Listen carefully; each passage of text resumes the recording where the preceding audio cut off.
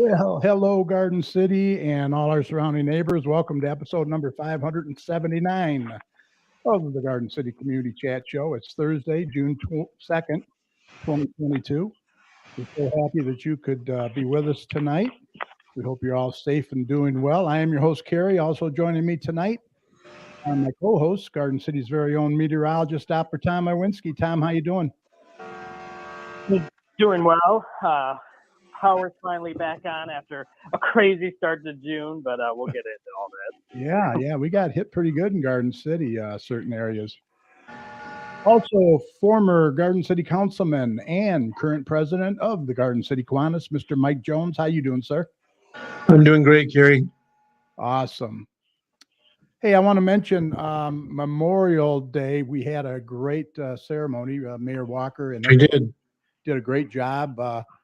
Put up a couple of shots here from the event. Mike, you were there as well. Yes, sir. There's Chief Harmon laying the wreath and police.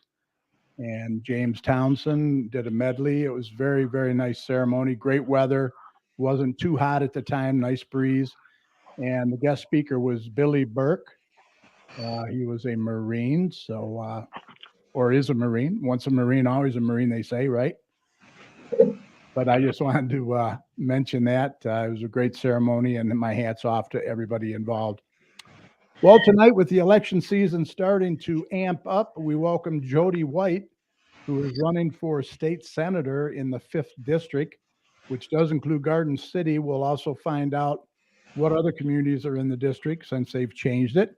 Currently, Betty Jean Alexander is our state senator. But you wouldn't know it, really, would you, Mike? What she look like again? I know. Hey, but first up, meteorologist Dr. Tom will be here with the latest weather forecast for you. And then a little later, Mike will close out the show with some important community announcements you'll want to know about. So grab your favorite beverage or snack, and we hope that you'll join us for the next hour or so. We hope you enjoy it.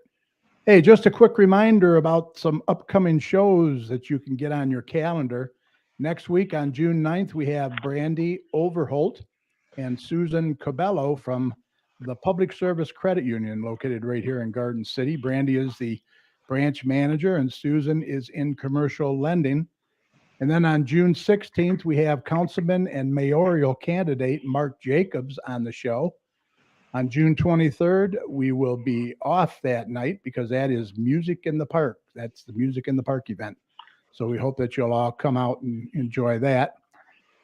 And then going into July, on July 7th, we have first-time guest Chelsea Nicole. She is the owner of Ooh Snap, and she did something kind of cool. She took a 1988 horse trailer and converted it into a mobile photo booth. She goes weddings and all kinds of events, so you're going to check that out. And then on July 14th, we have another first-time guest to the show, Miss Shannon Coffey, who is the owner of Notary Babe LLC, a mobile notary service. So that's interesting, and she'll be here to explain everything you need to know about that. And then finally, on July 28th, we have confirmed and committed so far 3 of the 5 council candidates. They will be on the show, and we'll have more on that to follow. So get those shows on your calendar. Looks like we got some good ones coming up, and we hope you'll be able to join us. Now, tonight, if you have any questions or comments for our guests, and you're watching us live on Facebook and YouTube, please go ahead and put them in the comments section. You can also text your questions to 734-788-9319. We also want to take a minute to say thank you to all of you who listen and support us every Thursday night, not only from our hometown of Garden City, but several of our surrounding communities as well. We really appreciate your support, and we'll always continue to promote our community and yours. Reminder, if your community or organization has any events, announcements, or cancellations that you would like to get out to our listeners, what should they do, Mike? Email us. Exactly. Email the details to us at gccommunitychat@gmail.com or message us on Facebook at facebook.com/gcchat. And Mike, you'll be more than happy to pass that information along. Right. All right, let's get Tom in here with the weather. I do want to recognize a few people in there. Patty Fix is in there. How you doing, Patty? Also, Jerry Thorne from Party Animal Travel. He was on our show about 3 weeks ago or so. He is with the Party Animals and watching from Cape Cod. So, hello, Cape Cod. And Natalie Crozier is in there from Best Bless Pest Control. They've been on the show before too. So, how you doing, Natalie? Thank you. All right, Tom, let's get him in here, and then we're going to spend some time chatting with our special guest, Jody White, who is running for state senator. So stand by for Tom.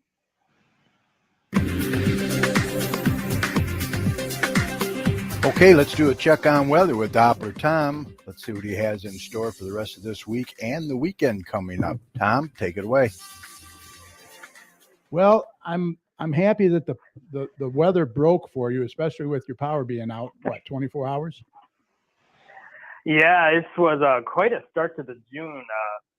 We had our pretty warm end of May, and then it kind of turned into a stormy start to a June out there. We got a couple days in the 90s, and then this usually kind of is what happens. We have to break the heat somehow, and we had a very fast developing system that moved through during the afternoon hours yesterday, and it developed right over the area. So it started out as just a rain cluster that turned into a thunderstorm cluster, and it had a lot of rain with it and a lot of wind, and then it moved out as fast as it moved in, and it kind of left its mark here, especially here in Garden City. I mean, a lot of the surrounding areas of Westland saw some damage, but it's very localized damage with a lot of tree limbs down, power lines down, you name it. We had quite a bit of damage out there, and winds were between 50 and 60 miles per hour when this line moved. So, and it only lasted like 30 minutes or so.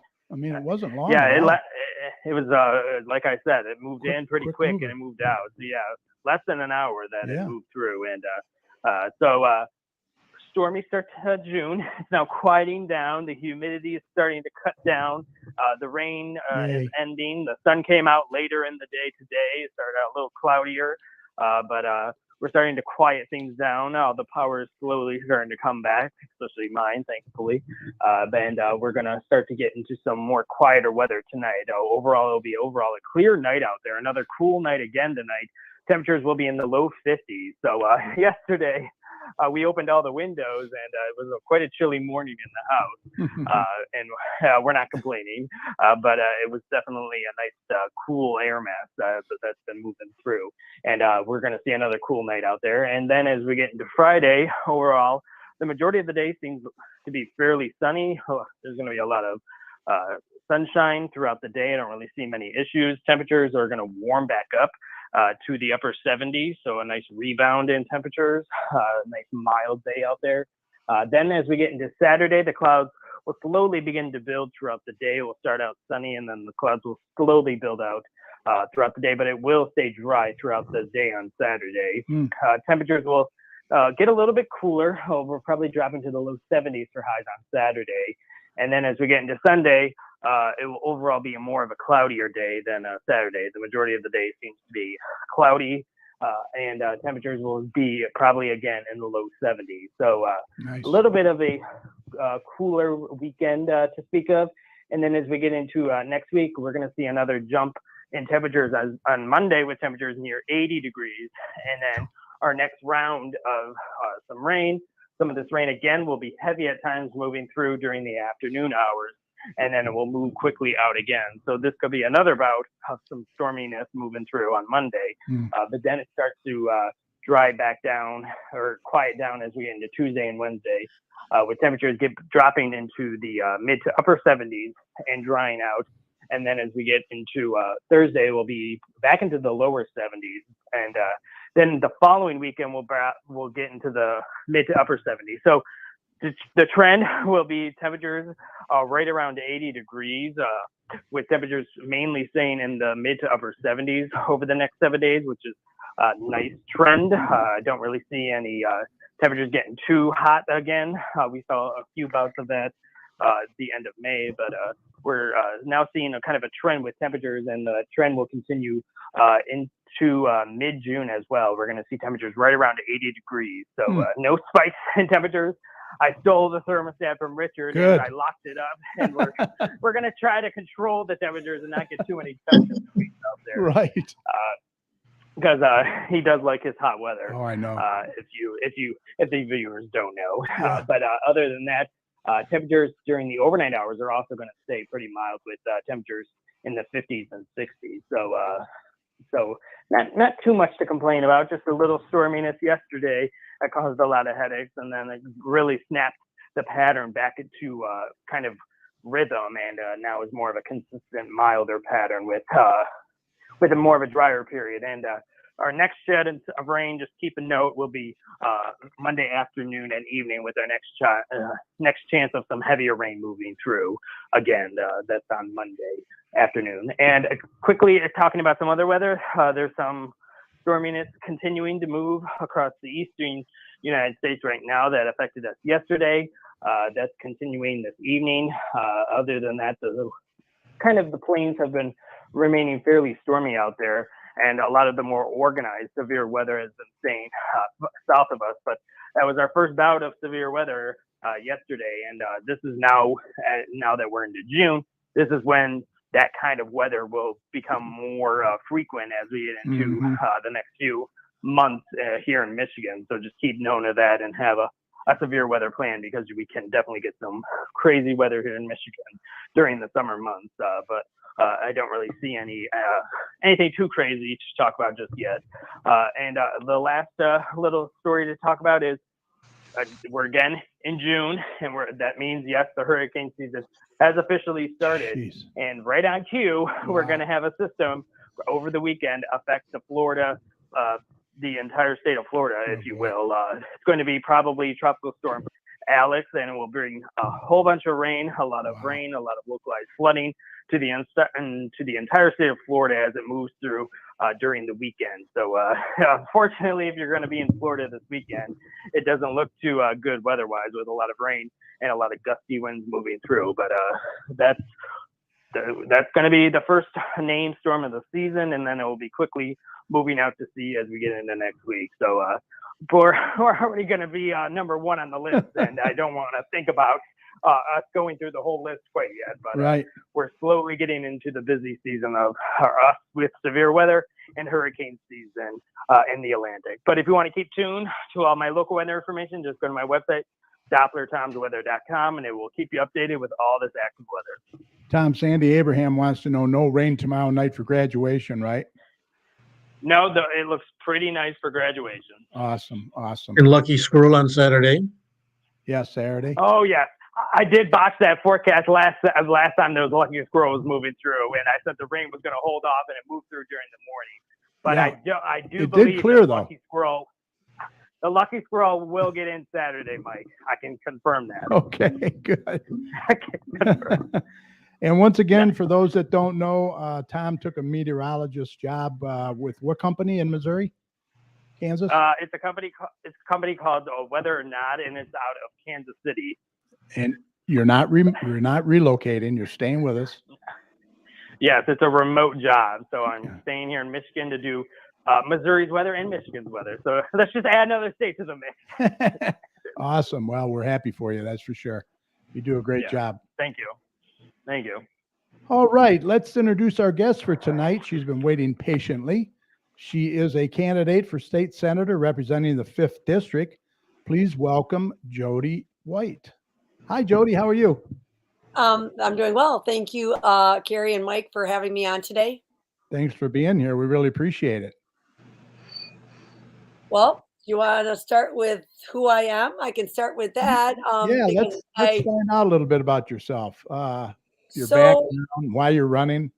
Well, thank you. And I do want to, it's my background's kind of long, but I'll try to do it in less than a few minutes. I grew up in Detroit, and in the 70s, my parents moved out to Canton. And I need to say a shout out to Jerry at Party Animals, because both my mom and dad, who are in their 80s, they go and they travel with Party Animals. So it's nice to have them online. He does a great job. My mom and dad that I was talking, I seen Jerry, but so we moved out to Canton, and I graduated from Salem High School, class of '81.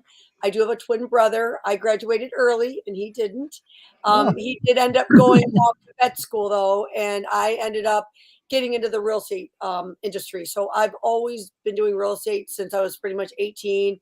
Got my real estate license when I was 23, and I've done well for myself just because it's a fun industry. Because when the market's good, your money's up. When the money's down, you learn how to budget.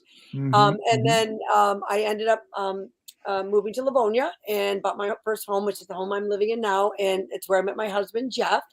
And we have two amazing kids. We did pop over to the south end, south of Joy Road. There was an acre lot that we bought for 20 Oh, nice. years. And we were able to raise our two kids, Allison and Mitchell, on this acre. And then the kids are now gone. Mitchell's up in Traverse City right now. He's trying to do a professional baseball career. Yeah, you mentioned he's a pitcher, huh? Yep. And he's in Traverse City right now. He did pretty good last night. It's hard as a pitcher because mom and dad, we go there and then we don't know for sure if he's going to play. Right. And then my daughter just took internship in Florida, which that weather report was kind of scaring me. She's in Orlando and she's right now at the Schoolcraft Culinary Program. And she took a internship for the 3 months at Disney, and she's, going to be a cook. And I guess it's a wonderful program to be involved with. Yeah. So she's going to learn from Mr. Disney, and I'm excited. So she'll be back in August, and then she'll finish up her second year in the culinary program. You'll be an empty nester for a little while.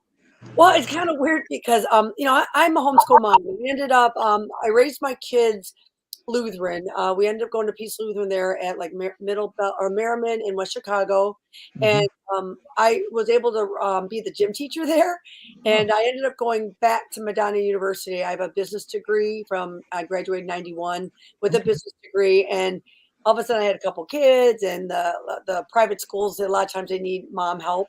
And there was, working in the kitchen, working in the library, or being the gym teacher. And I like being active and I love kids. And so I was able to be the gym teacher, the square dance teacher. I was weight training at the time, so I was doing lots of lunges. And so that was fun. I ended up doing that until they were in 3rd and 5th grade. And then I ended up homeschooling my kids for the junior high years. I did Allison all through high school, but Mitchell liked baseball. So he went over to Churchill. And Allison was able to use they have a program for homeschool parents. If anybody needs to know this, that you can still use the public school for the arts and the career center. And Allison ended up going to the career center, which I appreciated because they got her into graphic design. She won a scholarship over at Specs Howard. So not only can she cook, but she can design. And so she's a well-rounded person, which I appreciate. Wow, that's awesome. Right. So I really, I love being a mama bear. I'm one of those people that I was always active. Even at Churchill High School, I was the noon monitor over there. And, I like to kind of see what's going on and keep abreast of what's going on. As a real estate agent, I see a lot. I know my locations. My district is Garden City, Inkster, Westland, Livonia, and Canton. I've sold a lot of homes in more the first-time home buyer areas, which is Inkster and Westland and Garden City. Growing up and living in Canton and Livonia, I feel at home. Sure. Know the area well. Well, and that's the thing. I pretty much, you can tell me what street you live on, and I might have even have sold you a home, and that's where what got my politicalness starting was when I was younger. Why do you pay taxes? And I'm like, well, I don't know. So Jody, what she does when she doesn't know something is I go and I research it. And Westland had a fireman program where I became a fireman for a week, and that was one of the craziest things I ever did. Wow. Got to wear the uniform and the helmet and gag with the oxygen. I was very nervous. We got to go into a firehouse, but I was able to really get engaged with the police and the fire and the mayor and all because they give you a tour, kind of like what Garden City University does. Yes. They give you a tour of what goes on and why the city, why we need departments. Yeah. And one of the things that I guess we were talking earlier is about the community center. Every city should have a community center. We lost our Bailey Center. They did move it in the south end, so we still have it, but it was kind of nice. It was on Ford Road, and we did get our beautiful city hall in Westland, but our center went down to Jefferson Barnes, which is down there in the Norwayne area. Yeah. So We have a great library. I love Westland. We are the 10th largest city. I know Garden City's smaller, and so is Inkster. Mhm. And what I like to do is, being a senator, I will be with all 5 of those cities. I Right. am one. I do go to the city council meetings. I go to the school board. Well, Um, we talked about that earlier because we have not been represented for the last 4 years. We well, really have. and again, when my original intent in 2018, which we'll get to about the elder abuse, I Yeah. ran for state house rep first, which was in Wayne and Westland. Okay. And one of the things that upset me in the Westland area, and I'm into big business and I love associations, but where we lived, one of our churches went into had some financial problems. And so we found out that some land got purchased for a really, really low price. And they ended up wanting to build all these big homes in our neighborhood. And I was 100% worried about, the busing, the garbage, the sewer, the water. Where I live, there's a very, it's about your water table. That's why we're on an acre lot, because Mhm. we're by the park and everything. And so you have to be careful of the rainwater, and you don't want to be Sure. cement city, because if you are, there's no place for the water to go. So I became very, very active with the city council and just asking, come on, council people, as a real estate agent, we have a master plan. The 10 acres was zoned church. The people were there first. I just felt very adamant that you have to take care of the people first. We ended up losing. It was 4-5 was the count with the council. We were the part of the 4, but we went up and down every street. We talked to the homeowners. We asked them what they thought. Some people didn't care that the land was going to be into housing. A lot of people did care because they wanted kind of what the master plan said, which was acre lots. So there Sure. only would have been maybe 12 homes. Instead, they got 70. So by my activeness, being at all the board meetings, going to the planning commission, and contacting my owners, I was able to enlighten people and tell them the truth, give them Mhm. my point of view. And like I said, win or lose, we still have to stay as a community. And I'm really a people person first. And I have gone back and talked to the people in the new subdivision. Other than their taxes being outrageously high, they love it, and we love our new neighbors. So Mm. I'm anxious to get active in Garden City. I did go to your neighborhood watch, which is where I met Carrie, Yeah. and I was doing some city clerk work where Mhm. a lot of constituents are worried about the election fraud that Yeah. might have been going on. One of the things is I love the F word. Um, I love fraud if it's the truth, the whole truth, and nothing but the truth. So one of the things about me is when someone comes to me with a problem or an issue, I want to make sure I get the full story. I don't want to badmouth anybody or say things. And Research. so, so one of the things that when I went to the city clerk in Garden City, super duper nice younger man. The clerk wasn't there, but his assistant was there. And Okay. then we went over to the police station to talk to them about how the ballots go and who's the deputy, and the police officer there, he's the community resource, was telling me about your event with the neighborhood Bruce. watch. Yes. And that's when I met most of you guys at this neighborhood watch. And right off the bat, that's what we need in every community. We do need the Mhm. community watch. We need the policeman knowing who the community is, knowing who the kids are. I learned a lot. I did not Yep. know about some of the things that happen at 2 or 3 o'clock in the morning, but we have in Garden City people that drive their cars. They have a little siren that they get to put on, Yeah. and they call in. So Yeah. Neighborhood Watch Patrol. Yeah. They've been on our show and we've actually gotten them gas cards as well because that's all volunteer. That's all out of their own pocket. So we'd like to help fund them too when we can. one, I'm finding that, you know what, even these politicians, and I don't want to call myself a politician. I really call myself more of an advocate because we're Mhm. all kind of volunteers. As a real estate agent, my first goal is to make sure you know what the houses are worth. Can you afford the house? I remind them that they need to have buy the can opener. Make sure you have the hose. You have to pay the water. Our water prices are way high, but Yeah. guess what? We haven't been taking care of our infrastructure. So Yeah. we've got to now start taking care of it. So a lot of the stuff that I complain about, I see why things are happening, but ultimately I would like to be that watchdog to do the questioning, making sure that they're not being wasteful. And, I'd love to conserve energy, kind of go back to the commercials about, don't brush your teeth with the water running, that kind of Yeah. stuff. Yeah. And and I learned I do that. I don't. Right. Well, and I learned something that in Northville, because I go to multiple different cities because that's how you get the knowledge. But in Northville, because of the mental institution that they're closing down, they're going to open up a huge community center over there, Mhm. and they're going to put in a water tower. And one of the things that they do in Northville, which I'm going to bring to our town, but we have to have the water tower.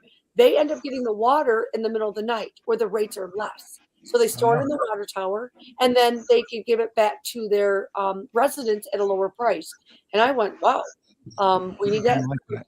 A water tower though, and they're going to be able to put one in because they're redoing that whole land where the mental institution was. The state. Right. Yeah, they'll have a lot of property there for sure. But we have the Kmart property that it's fun to have that water tower with a big smiley face. Or Yeah. I love Yeah, Garden City. Another landmark. Well, and that's the thing. It's nice to have that. So Right. Well, let's get into some of this elder abuse. You are an advocate for that. Well, and I can start. What happened in 2018 when I ran for state rep? I was very, very active in Oakland County. My husband owns the old winery building up in Grand River and Orchard Lake. Oh, really? A haunted winery. Yeah. And I met him and I went, ooh. And he owned an old elementary school also that he took care of 18 senior citizens. So Wow. I kind of hooked up with this guy that was a businessman and a small businessman. And then him and his two brothers bought this old elementary school.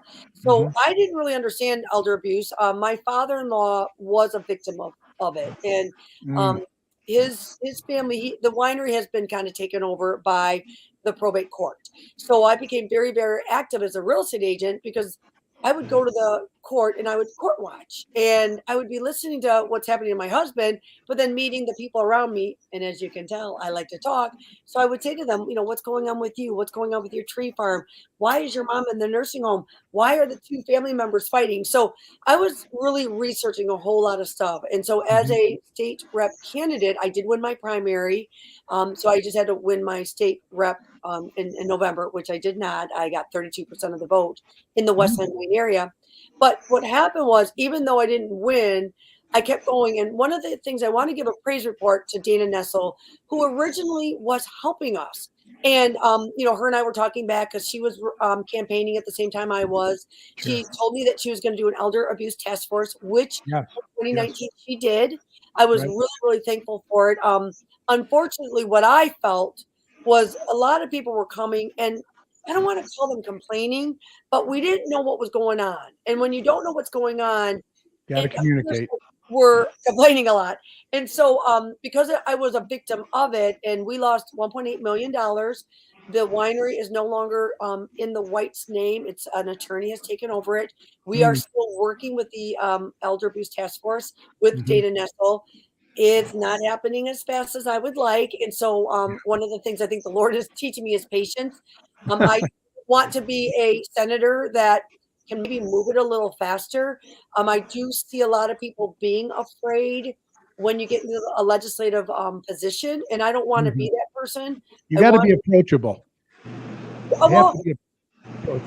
Well, the thing about approachable is I believe that as a job as a senator, when the people come to us with a problem, my job is to go hit the other 37 doors. Now, I was going to do it with 110 doors for the state reps. And what we're finding is, like, here's one of the examples. One of the things that happens with elder abuse is there's sometimes these professionals that go in and they become guardians or conservators. And if there's ever a family feud, which I'm telling all families, do not feud. And if you feud, do not do it in the court system. But what happens is they will end up giving you a guardian ad litem or court appointed attorney. And so what happens is then you lose control of your parents, your assets, and then they're just held to a different standard. And so this elder abuse task force, they heard our problems with Dana Nessel. They did this listening tour in 2019. I feel like they listened to us, but they kind of took our stories and then they started to fix things, which we appreciate, but they didn't really help the victims of 2018, 2019. And so that makes me sad. Right now, there's a victim in Dearborn Heights in 2021 that her mom was taken. And we see some of the shenanigans that happened. And in both this Betty Hayes case and the John White case, there's a thing called the public notary, which I heard you earlier speaking about the public notary. A public notary will sign a legal document. And one of the things that we want as a state as a state legislator, I want that to make sure that these public notaries, when they sign a document, they really research this elder abuse because some of our elderly, they're not mentally deficient, but they Right. kind of are. And And that's where I'm finding the problem is you got really it. have to be kind of a social worker and Yeah. you have to ask a lot of questions and you have to be kind of an investigator.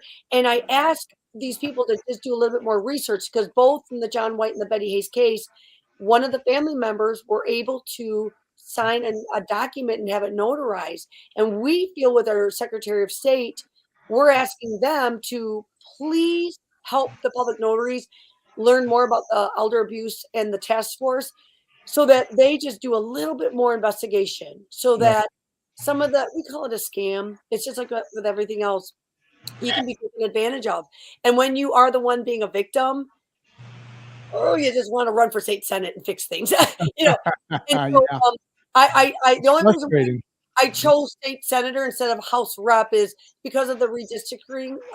My district and House rep, where I live in Livonia, I was going to Mhm. be in Northville and Plymouth and Canton, and I'm really more of a blue collar gal. I'm from Westland, Inkster, and Garden City, and so Right. I chose the Senate seat instead because you have to win because of who you are and that you have name recognition.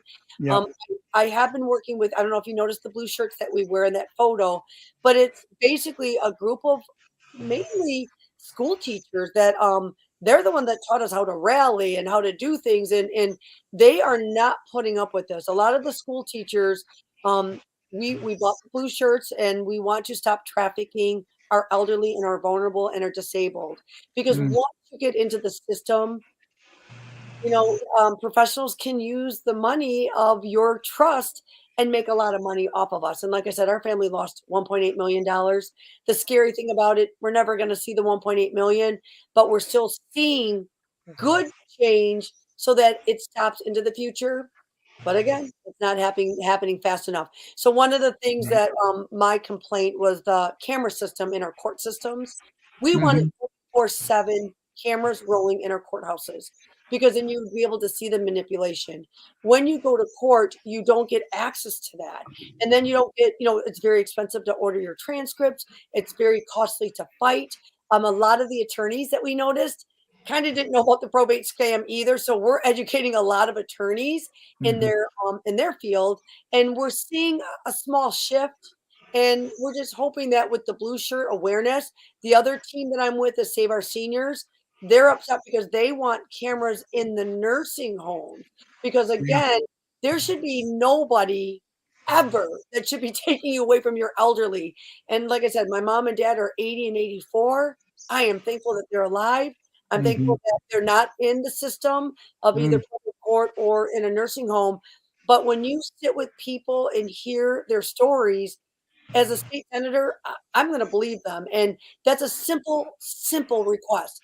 Cameras available 24/7 in our courts and in our nursing homes. And I feel that would really stop a lot of the problems that are going on. So, as a 2018 state rep and in a 2022 state senator, my goal is to fix something that's that simple. And if I have to go door to door, not in my neighborhood, but to the state senate, it's called being a whip and you Mhm. are whipping the vote and you're asking these senators and these house reps and then ultimately to the governor why can't we have the 24/7 camera system? And there's some people that don't want to be on camera, and Yeah. so Right. that's kind of Well, tough. Greg Atkins, he says yes, and access for anyone from the public to recordings for just a nominal fee as well.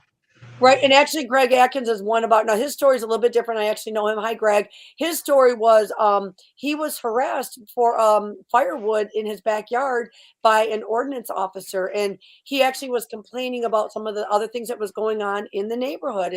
And that's the thing. Sometimes when you complain, Hmm. the city sometimes just doesn't like it. And I just feel bad for Greg because I also do videos and I'm a videographer, so I was able to go and look at what the complaint was. And again, going back to full investigation. We need people to look at all sides of the story. I love my government officials. I like rules. I love rules, actually. I mean, I think we need rules for a reason. But at the end of the day, I like to self govern ourselves. And really, his firewood was fine. But sometimes people get targeted and then they become a victim. And the people that are in this flyer, all of them have been targeted. And so that's the group. And thank goodness, this is a good news, definitely a praise report. There's not that many people in there because there's not that many being targeted. But if it happens to you, you're going to want that 24/7 camera system and a senator like Jody White to make sure you can come to me. And immediately I would be helping you, because a lot of people do not believe what's happening in our court systems. And it is one of the roles of a legislator is to oversee fair and just court systems. So I just want to mention Jody, Garden City Fire Chief Kathy Harmon is in there. She says hello to everybody. Also, Fawn Salvador is in there. And Tracy Lynn, who actually runs the neighborhood patrol that we were talking about. I met her. Yes. Yeah. So they do a great job. But they're always looking for volunteers and any way you can help out. So, all right, let's move on. How about the school situation with the, the mass shootings and what are your thoughts on that? What should we do? Gun control, some kind of. First of all, leave our children unattended and not have a plan. And this is what I love about Michigan.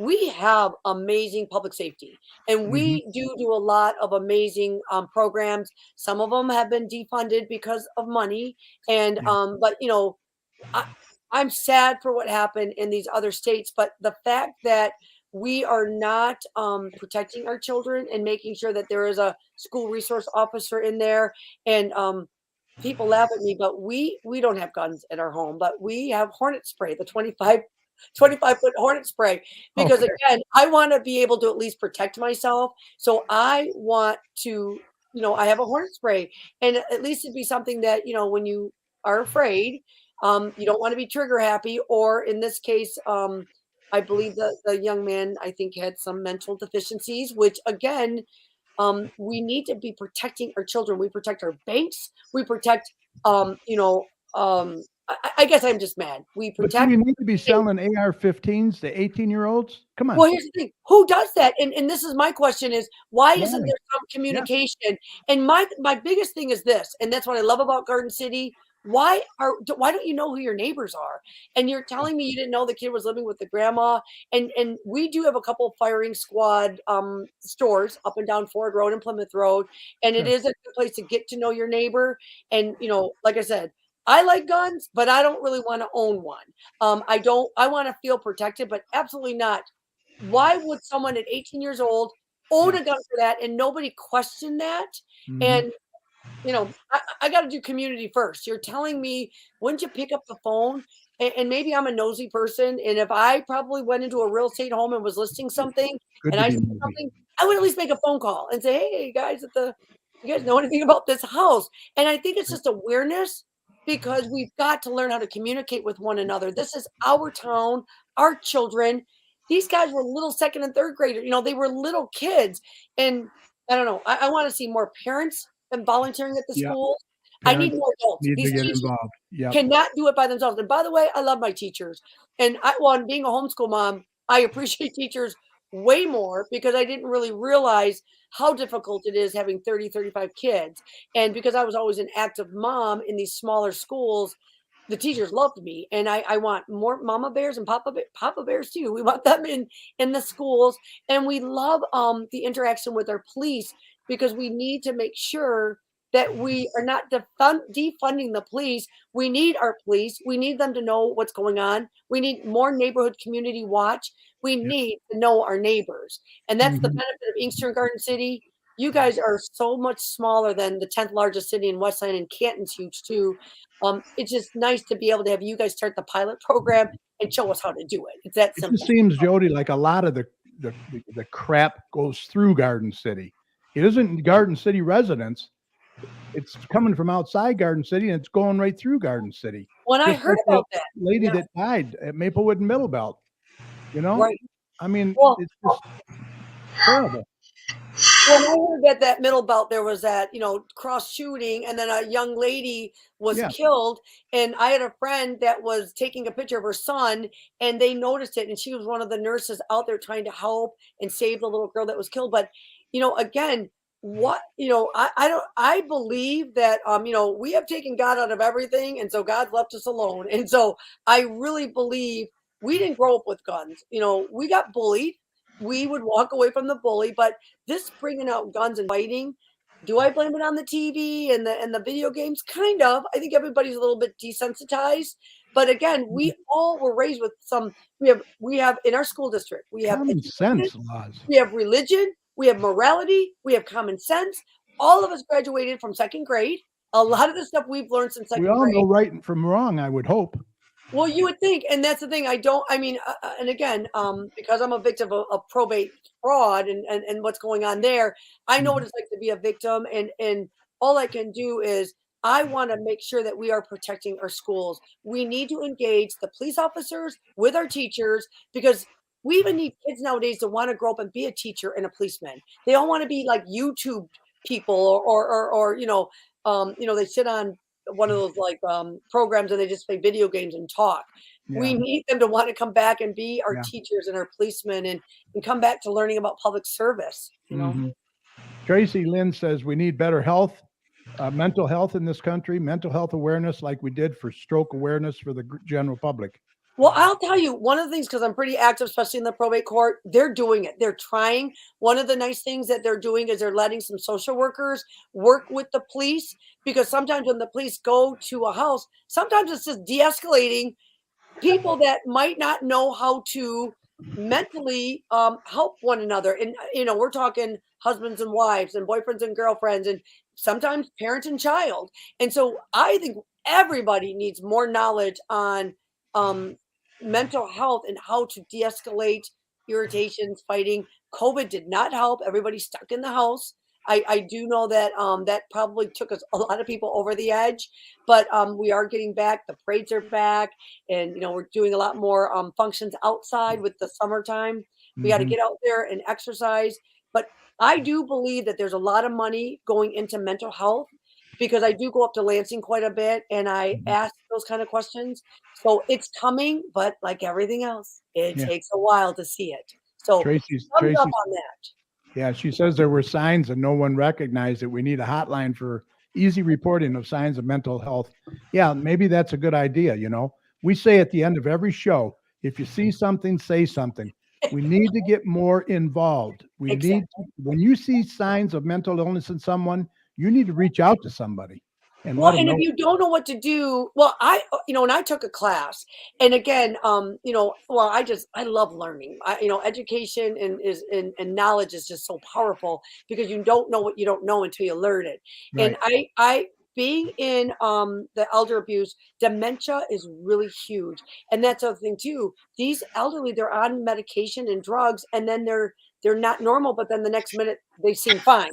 So I see it with our elderly, but then I also see it with being in the probate court. They deal with the mental health. So I hear some really horrific stories of what happened, and then they end up going into and I don't believe this is the best thing. They go into like a nursing home or a hospital, and I Yeah. really think that they're understaffed. They're not doing the best for our people. So Yeah. I would love to see our hospitals getting more money, getting more people that and pay them more, the caregivers that have to kind of watch over and babysit some of Yeah. these people that might These be on people suicide in watch. nursing homes are getting nothing. They get paid nothing, And you the know? caregivers that do that, nothing. Right. Nothing. I mean, it's terrible. Well, I'd like to take the money that the attorneys make and give it to the caregivers. Oh, And wouldn't I that be know nice? they're not gonna like that, but here's the problem. How can someone make $200-300 an hour? And you know what, 2 and 300 that's what you can pay a whole day to somebody to take care of one of our elderlies or at these group homes where, sometimes you can take care of 2 or 3 people. But yeah, there is somewhat of an injustice about, where some people make money. And let me tell you, social workers, they go to school the same amount of time as a lawyer does. They both have experience. The same thing as a real estate agent. You got to be a public servant on the inside. Your heart has to want to care about people and want to serve people.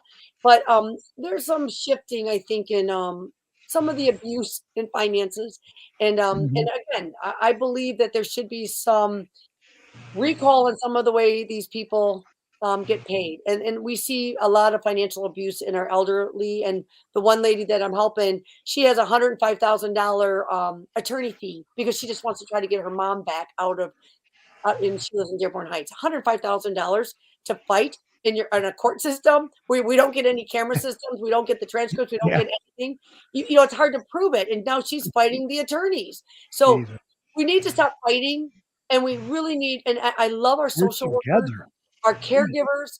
They are a class of people that are unbelievable. And I'm telling you, hug your caregivers, your teachers, your social workers, Yep. and First they really are responders. helping the police. And and I know the police have to be the tough ones because they are the ones that have to run in and maybe see an accident or go into a school and help. We have to hug on our police force, but again, sometimes they need a break, and they don't really need to always take care of some of the calls that they get, which is people not knowing how to get along. And we just need to teach that a little more. And Yeah. there is a lot of classes happening. If you find a class, go to it. It's wonderful. There's a program out in Belleville called SOAR. That's where I took my class, and it was a whole weekend class, but they just bring you awareness to what to do and how to de-escalate and stuff like Yeah. that. Yeah. That's what I liked about Walter Epps, who's running for Wayne County Sheriff. He was on the show, I don't know, a month or so ago, wasn't it, Mike? Yeah. He had mentioned where he'd like to see more social workers working with the police departments. Right, and They it's need happening in those Livonia. social workers. Yes, it is Huh? happening. Livonia already got it, but again, you have to go through council, and you have to get the budget, and then you have to get the grant money, and then what happens sometimes too, like in our firemen in Westland, the grant money goes away, and Yep. now we're short 2 firemen. And so I this know. is the other thing that I'd like to just see, more of our tax dollars going into public safety and public services, like our community center and our public safety and our police. We do need we need to protect them. They work really hard for us too, Yep. and Yep. they do deal with, and I don't want to say that they're the transient. When I went to your Tuesday night thing with the neighborhood watch, I Mhm. was shocked to hear what happens. And I don't even like to speak about it because I don't want to give anybody any ideas. But you guys lock your doors at night because at like 5 in the morning, you're thinking everybody's asleep and they're not. And Yeah. they're good, they're When they're clever most active. doing. And when you catch them, there's a whole nother group that comes around and does the same thing. And so as I'm learning some of this stuff, we need more policemen at night watching. And then we kind of need public courtrooms to expose this because we need consequences. I'm sorry, kids. You guys can be kids from like what, 18 to 25. But at some point, you learn this stuff in second grade. It's time Yeah. to grow up. Thou shalt not steal. Thou shalt not covet. Thou shalt not commit murder.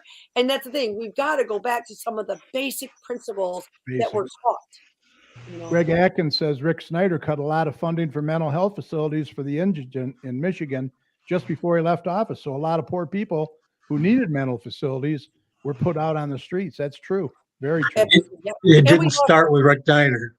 No, it Started with started with Governor Engler. Yes, it did. You're right. Well, and here's the thing. We're going to get the He money followed back. through. We are going to get it back. And this is what I heard, you guys. I went there. This is about trafficking.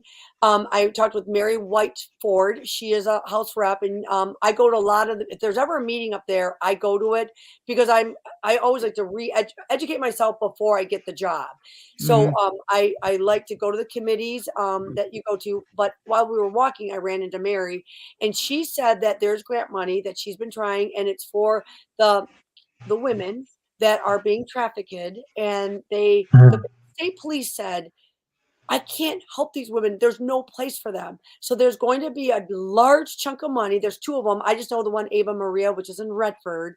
The state police now can take these women that are in this situation, bring them to this place. They get 2 years of life skills. They will also get their name cleared because a lot of times they have felony charges or bad charges against them so that they need that second chance. So because I just found this out. And this is what the lady told me. She goes, Jody, there's a lot of money. And what you have to do is get through the gatekeepers. And that's what I'm That's trying the to thing. figure out. Where are the gatekeepers, and Yeah. how do I get to be one of those chair people? And by the way, you guys, I'm going to be a tattletale, and I'm going to be telling you guys who the gatekeepers are and why we can't do it and why Good. does it take this long. And Good. that's the, we're talking. I want good hospitals because I want, if you get in a car accident, I want help. I want good schools because that's when you learn the difference between right and wrong. And I want parents and, I want it to be open where, okay, give us all a background check. We don't mind. I don't mind being watched over because I would want that guy over there to have a background check. So we've got to start lightening up a little bit and going back where, I want the legislators playing the firemen, and we're going to get a game of kickball together, and we're going to do it at the new community center when the field gets cleaned. And so I want you to hold me to that, okay, Carrie? Yeah, absolutely. And I'm going to get all the politicians in our area at that kickball field, and we are going to do something. So, All right. Before I let you go, I do want to mention you're going to have a meet and greet. You want to talk about that? yes, it's going to be here in Westland at the Mexican restaurant. That is Scott Barlow. He's running in the Westland Wayne area, and he has Southern Canton, and he's also a politician. I mean, a person, not a politician. He's a dad. He's got a 1-year-old. I will tell you something really cool about him. And this is what's so hard, you guys, about running for office. So he's a younger guy, and I'm an older woman. And he's got a 1-year-old, and I got a couple 20-year-olds. Well, there's a new thing that's being talked about in legislation, and I would love to get your guys' opinion about it. But they want to lower the age for these stores that have marijuana paraphernalia. They want to lower it from 21 down to 18. Okay, Oh, no. so thank you. And you're older like me, Carrie. So this is what happened. No. My friend Scott, who's a younger guy with a 1-year-old, he says, well, I guess I don't really mind that. And I said, okay, Scott, and we talked about it. It was amazing talking about him because if he wins, I'm going to be knocking on his door. And he was able to hear my point of view because I said, well, I'll tell you what, when you have a 22 and a 24-year-old and what you're trying to do is keep them safe, and being in a pot house or a pot business is not the best environment for your children. Now, his child is 1. I said, please allow me to win this one, because when your child is at that age, you're going to want them maybe working at the local restaurant at the age of 18 and just being careful. And I'm not saying that bad people work at a pot house, but I don't know. There's just so many other different jobs. I like the age to be 18. I would actually like to raise everything to be 25. I don't think you should be at war, drinking, doing drugs, or any of that stuff till you're 25. Your brain's not developed yet. So if I could raise everything to 25 and then let these kids go to school, get a job, do what we used to do in the 80s. That's what we did. And we all turned out okay. I think us older folks turned out okay. Yeah, I think so. So if you guys come out, though, it's $25 donation. We are going to feed you Mexican and tacos, and you'll meet Scott and myself, and there'll probably be other people that are running, because most of the people I hang out with, they are not politicians. They're parents, and they're people that just want to represent the people. Well, that's what we need. Common sense government, I think, in there now. Yes. And that's hosted by Tony Parton. Yes. And he is no relation. It's spelled the same way. Partin is my name. Oh my gosh! And by the way, I went to school with a Gary Parton. So, but no, Tony does. It's called Let's Mobilize, and he's at a church, and a lot of the people at his church in Westland are all running for office, and they're just sick of it. They want, like you said, common sense government. So, if you come to this meet and greet, I'm sure a lot of those guys will be there, and we're just getting everybody come get political. It's fun to be part of the process. It's fun to learn it. And if you don't know what you're doing, go. And then if you go to these council, most people are very, very kind. They will walk with you, talk with you. And again, when you talk to them, everything has to be kept down to like 3 minutes, because there's a lot to do on an agenda. But I've learned so much from the amazing people that are representing me, from the local all the way up to the state house and the state senate. So. Okay. And then we have another one. This is another one, government by the people.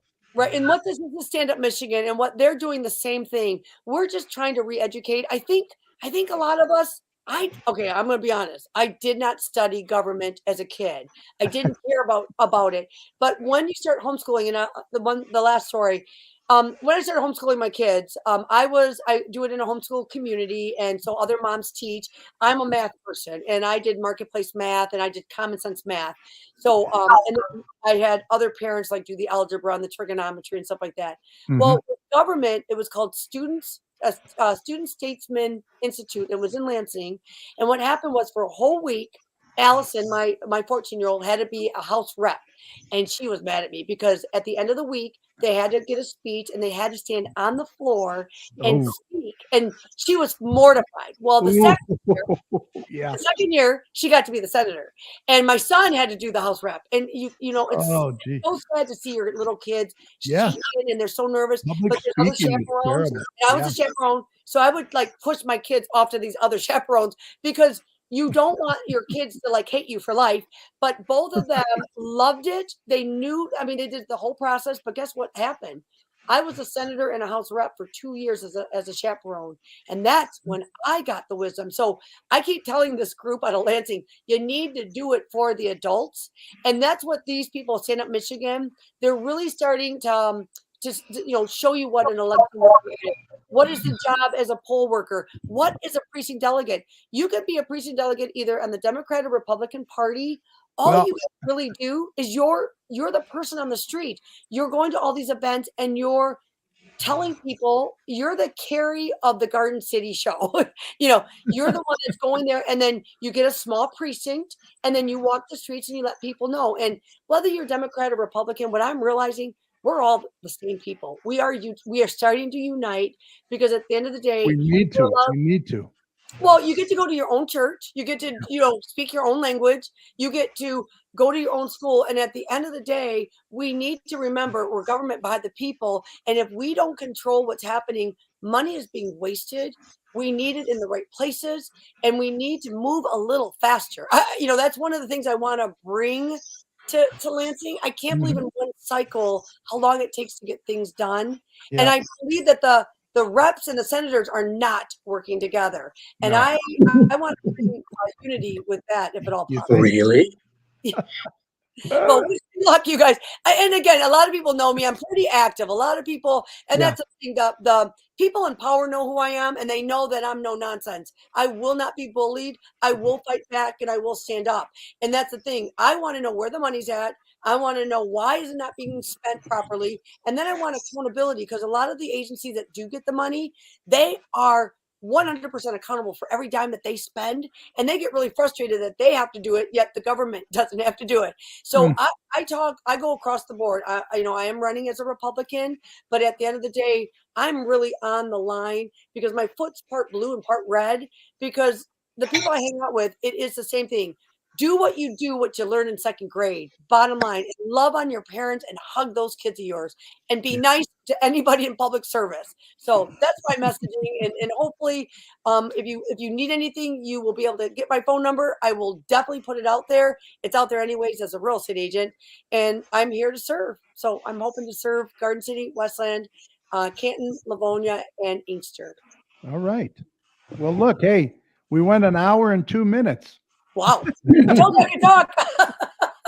Hey, that's Gary, fine.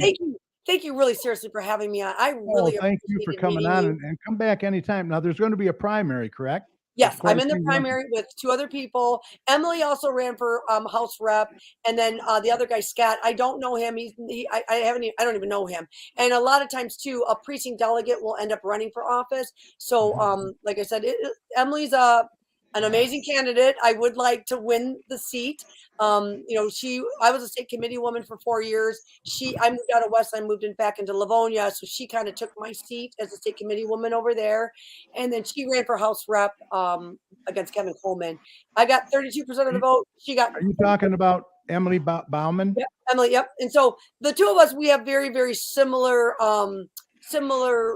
views and everything. I would like to say though, I'm probably more of an advocate. I am out there fighting, and most people, like I said, they know who I am, and I have my camera with me at all times. I do a lot of videos, so I'm an educator as a politician. Like, well, I don't know it. We're going to videotape it, and we're going to learn it together. So. Well, look, how about after the primary? If you win, you come back on before the November election. You got a date. I love that. Thank you, Gary. Thank you so much. Hey, you take care. And once again, thanks again for coming on. And Thank you. I will mention your information, how people can get a hold of you. Once again, the phone number 734-564-8401 or email her at Jody White at gmail.com, correct? Jody Rice White. I have Jody Rice White. Right. Rice Realty was my real estate company. Jody I Rice. almost say white rice. Yeah, don't call me macaroni though, okay? All right. You have a great night. And thanks again, Jody. Thank you. Good night, everyone. Take care. Right. All right. A lot of information there, eh? Yep. Good. All right.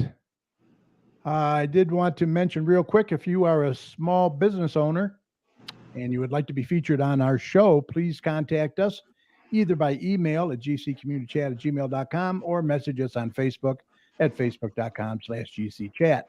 We're here for you and would love to have you on the show and be a part of promoting your business. It also might be a great idea for you to contact the Garden City Business Alliance. They are recognized as the Chamber for Garden City, and their website is gardencitybusinessalliance.org. The next city council meeting will be Monday, June 6th, 7 p.m. in the council chambers located at 6000 Middlebelt Road. These council meetings are a good way for you to get involved and voice any concerns that you may have as well. Let me see. Oh, I did want to do a PSA real quick. Few people are looking, including myself, we're looking for a good interior painter. So if anyone knows a good professional interior painter, please contact me at gcommunitychat@gmail.com. I would really appreciate it. We'll want to check with Nora Fix. Nora Fix, okay. Yeah, her brother, I think, is a professional painter. He did the outside of our house, but he'll do I think he paints inside too. Okay, good. Let me just message her real quick. Okay, I got that. All right. Paul Werhan is in there now. Also, Sherry Lynn Bauer is watching. Appreciate that. We have Kevin Kramus is in there watching. Hi, Kevin. Who else we have? Mark Mukovitz. Thanks for watching. We appreciate that, as always. Let's see. Mike, are you ready? Yes. All right, let's get this going, and we will get to our announcements. Well, that'll be the day when you say goodbye. Yes, that'll be the day when you make me cry. You say you're gonna leave. You know it's a lie, 'cause that'll be the day when I die. All right. Sounds good, my friend. All right, here we go. Let's get this up here. Kids craft kits will temporarily be on hold until June. We're preparing oceans of fun and kids activities for our summer reading program. This, of course, comes from the Garden City Public Library. Correct. There's an open air market, farmers and artisan market, Saturday, May 25th. That's past, Gary. What? No, it's on Wednesdays. Every Wednesday starting May 25th. Okay. Yeah, so every Wednesday. Fresh fruit, produce, local crafts, homemade jams at the Notre Dame Hall, 3144 South Wayne Road in downtown Wayne. Yes, sir. Okay. Cardio drumming, ages 13 and up, $5 for drop-ins, Maplewood Gym, Wednesdays 6 to 7 p.m.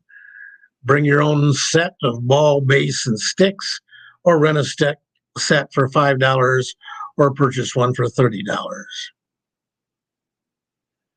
Neighborhood Watch. The Neighborhood Watch is live the second Thursday of every month, 7 p.m. at the Garden City Police Department. Share with your neighbors. Take a bite out of crime. Yeah, I think the next one is June 14th, if I'm not mistaken. Well, that would be the next Tuesday, yeah. Yep. Community Shred Day, prescription drug disposal, and home pantry food donations.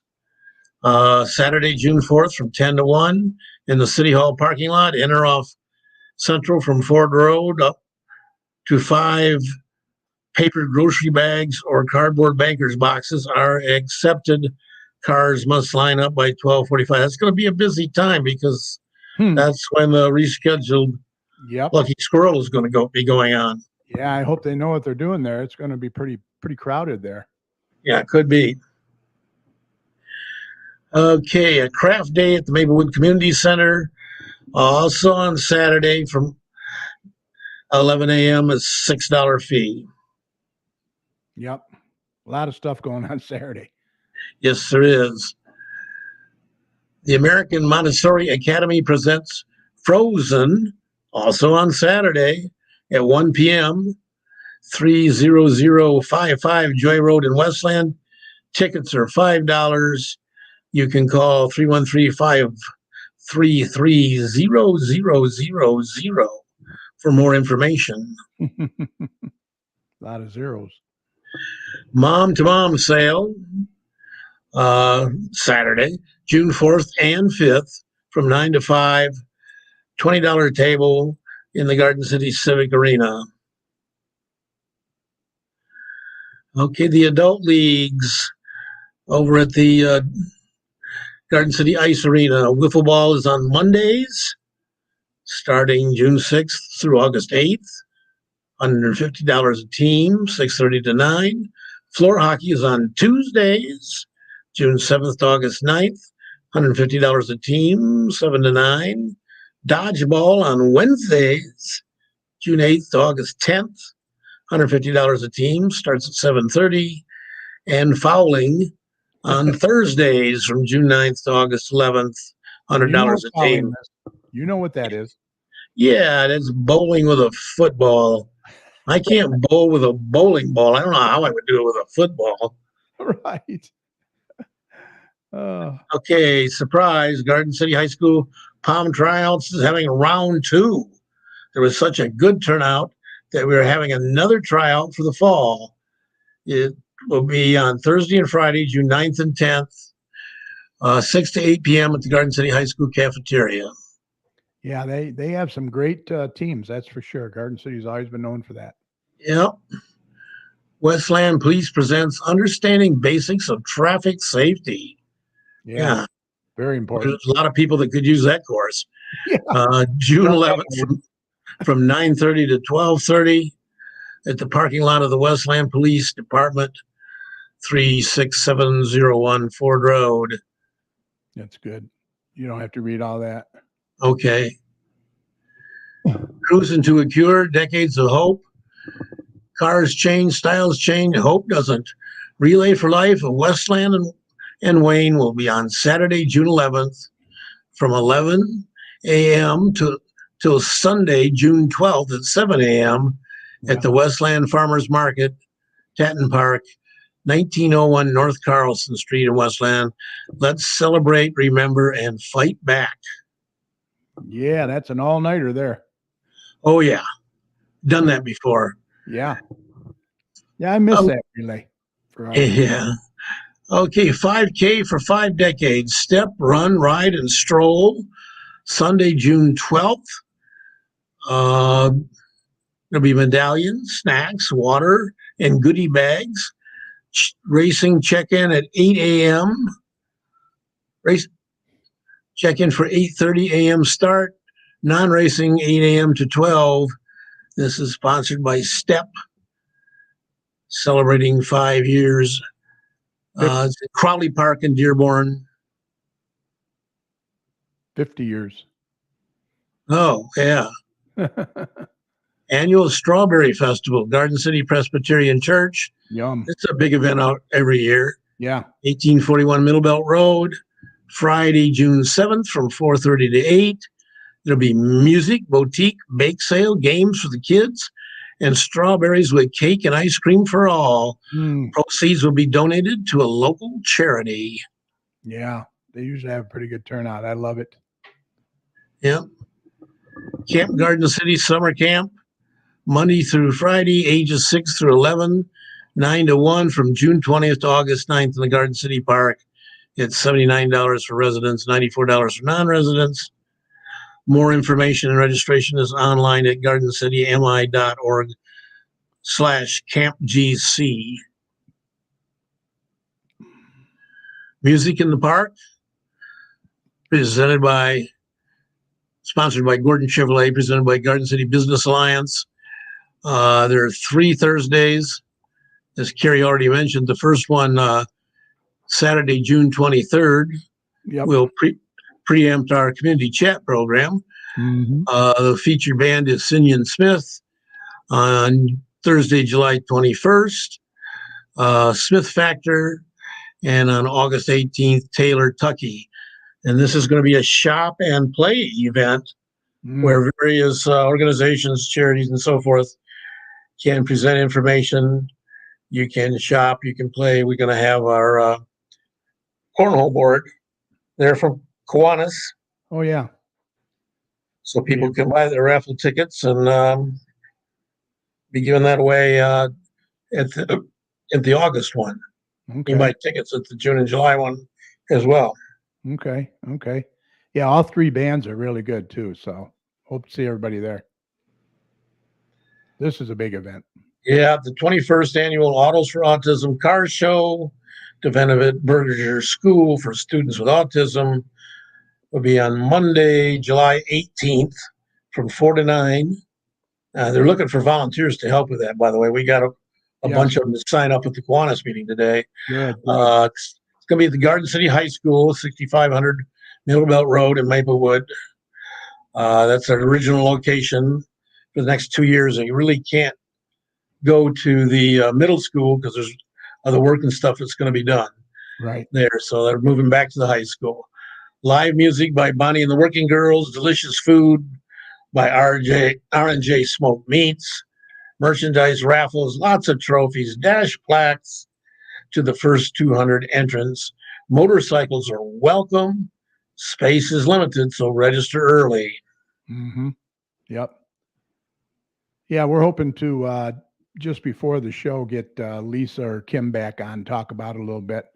They've asked me to be a judge again, so I'm happy to do that. Looking forward to it. The Garden Walk, Garden City Garden Club, in partnership with the Straight Farmhouse Museum of Garden City, is presenting the 28th annual Garden Walk on Saturday, July 23rd from 10 a.m. to 3 p.m. Tickets are $20 per person. It includes lunch at the Straight Farmhouse. You can get tickets at Barson's Greenhouse. There'll be beautiful gardens, a vendor show, a plant sale, backyard floral arrangement contest, door prizes. Yeah, a lot of stuff going on there. Summer programs. Dance Express. Maplewood Community Center. Beginning ballet for ages 3 through 5. Monday and Wednesday, July 18th through 27th, 10 a.m. to 10:45. Tumbling for ages 4 through 5. Tuesdays and Thursdays, July 5th through 14th at 10 o'clock to 10:45. Tumbling for older people, 6 to 7, Tuesdays and Thursdays, July 15th to 14th from 11 to 11:45. And then tumbling for even older people, ages 8 to 10, Tuesdays and Thursdays, July 5th to 14th from 12 to 12:45. And then ages 5 through 8 have a ballet jazz combo on Monday and Wednesday, July 18th through 27th to 11:45. This is also great. A lot of stuff going on there. Yeah. Garden City Library presents their Summer Reading Bash vendor and car show. Saturday, July 30th from 1 to 4. It's only $10 for a vendor table. Applications are available online from www.gardencitylib.org.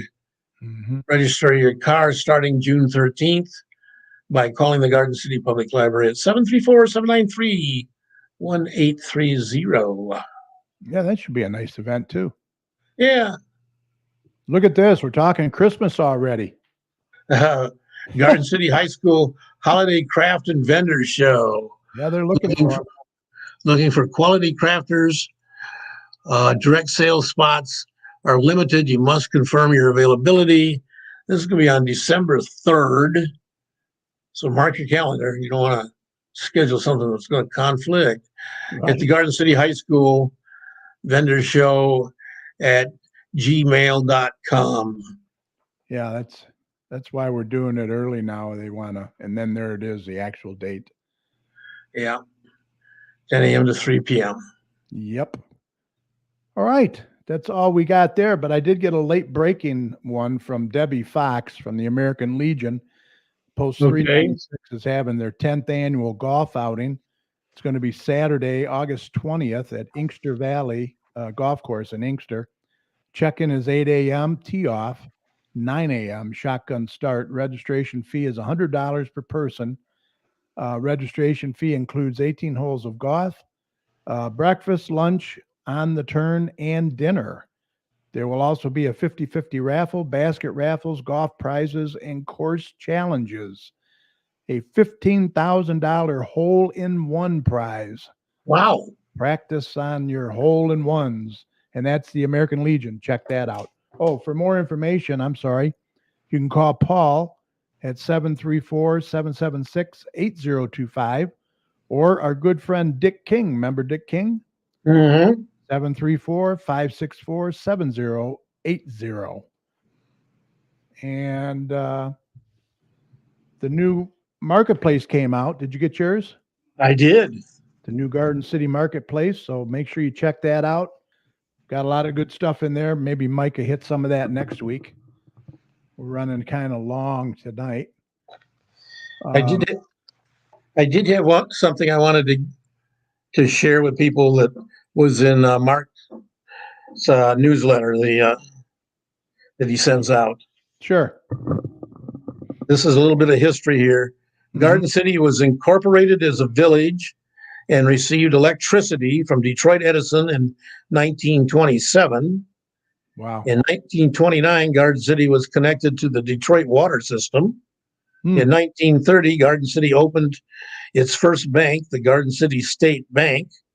In 1931, the post office opened in Garden City. In 1933, it was incorporated as a city. In 1951, Garden City High School was dedicated. In 1959, the first Little Caesars ever opened in Garden City. In 1961, the Jaycees put on the first Santaland Parade. In 1962, the first Kmart ever opened in Garden City. And in 1965, the current City Hall opened. Wow. Yeah, a little bit of history. I did see that. He does a great job on his newsletter. Yes. Get that every week. He does a really good job. So and I had a bunch of stuff in the marketplace, but like you say, we'll save those that we didn't cover already for next. Well, I won't be with you next week. Oh, that's right. You're going to be gone. So I'm looking for a co-host still. Yeah, I'll be in Indianapolis for the International Kiwanis Convention. Yeah. And that's what, a couple days? Actually, we're probably going to leave sometime Wednesday. We haven't really set a specific time yet, and we won't be coming back until Sunday. Okay. So yeah, next week you will not be here. That's for sure. Right. All right. Anybody out there that's interested in being a co-host, fill in for Mike. You don't have to sing either. No, you don't have to sing. Don't do too good a job because I don't want to be unemployed. Oh no. But yeah, contact me if you're interested. I'd love to have you be my compadre for the night. That's next week. If you got a free hour, come on by or let me know. gccommunitychat@gmail.com. Love to hear from you. You know, we're always looking for guests, Mike, to be on the show. Mm-hmm. If you're a business owner, a candidate running for office, or belong to a community organization, we'd love to hear from you. It's very easy. Just email us, like I said, at gccommunitychat@gmail.com or message us on Facebook. Doesn't matter what community you live in. We want to hear from you. For now, we'll be doing the show remotely and safely from the comfort of your home or office. Share your information with us and the surrounding communities. Contact us today, and we look forward to hearing from you. And with that said, Mike, I think we're ready to call this a podcast. Yes, podcast. Special thanks to our guest, Jody White, who once again is running for state senator for the 5th District. That includes Garden City, Westland, Canton, Inkster, and part of Livonia, I believe, right? Yeah. I miss any? Apparently, our current state senator's district is not going to does not include Garden City. Right. And I don't think she can get on the ballot either, if I'm not mistaken. There was some problems, according to the newspaper at least, about her not filing campaign finance reports on time and paying a fee on time. So she may not even be on the ballot for the old district. Yeah. Vince Strepkowski, he says, what do you think about Warren Valley Golf Course? What are they going to do with that? Yeah, I don't know. What are they going to do? I think the city owns it, and yeah, so it floods a lot. I know that, but I don't know much about that, Vince. Part of it, you can send me some information, and we'll talk about it next week. Can do that. Part of it is not really developable because it's in that floodplain. Floodplain, exactly. If you'd like to contact Jody, once again, you can call her at. Hold on, I got it here somewhere. Sorry about that. Where is her information? Sorry. Oh, here we go. 734-564-8401. And she's on Facebook. You can catch her on Facebook as well. She has a website, jodyricewhite.wixsite.com/Michigan. You can check that out too, get a lot more information about her. But she had some good information. I like her views, and I wish her luck.